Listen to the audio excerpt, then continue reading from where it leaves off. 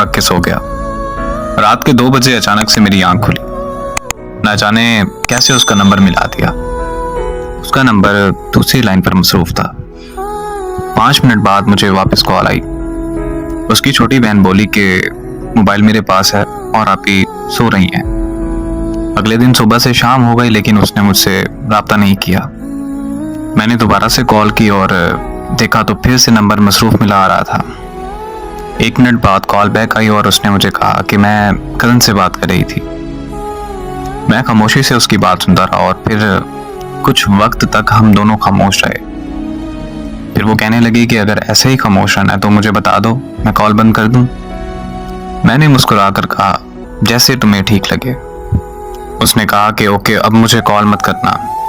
बस ये कहकर उसने कॉल बंद कर दी। मैंने कुछ देर बाद उसे फिर कॉल कर दी। इस बार फिर से उसका नंबर मसरूफ आ रहा था। फिर उसने मेरी कॉल अटेंड की और वो बहुत खूब गुस्सा होने लग गई और मुझसे कहने लगी कि मेरी बात ध्यान से सुनो कि मैं अब तुमसे प्यार नहीं करती, मैं किसी और को पसंद करती हूँ। 6 साल का रिश्ता उसने एक पल में ख़त्म कर दिया। मैंने उससे पूछा कि आखिर कौन है वो लड़का। वो मुझसे कहने लगी तुम होते कौन हो मेरी लाइफ में इंटरफेयर करने वाले। मैंने उससे कहा कि यार मैं तुमसे प्यार करता हूँ, तुम मुझे भूल गई। इतने में उसको किसी और की कॉल आई और उसने मेरी कॉल कट किए बगैर उसकी कॉल रिसीव कर ली। मैंने कॉल कट नहीं की। कुछ देर बाद उसने कॉन्फ्रेंस कॉल ले ली। कॉन्फ्रेंस कॉल में लड़का बोला कि हाँ भाई, तुम्हें क्या मसला है। तो मैंने कहा कि तुम होते कौन हो मुझसे ये पूछने वाले। तो वो मुझे कहने लगा कि ओ यार कॉल कट करो और सो जाओ।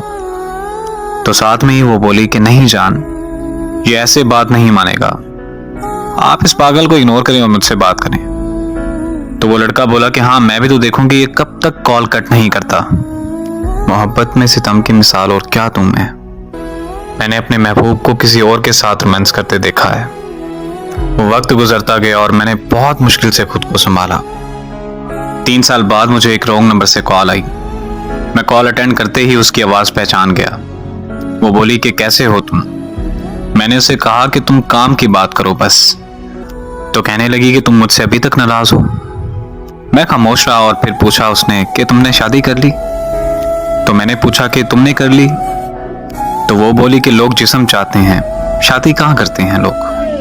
बात यह है कि जिससे आप मोहब्बत करते हैं उससे कभी मोहब्बत ख़त्म नहीं होती, लेकिन इस तरह करने से आपकी ज़िंदगी में उस शख्स का वजूद चला जाता है।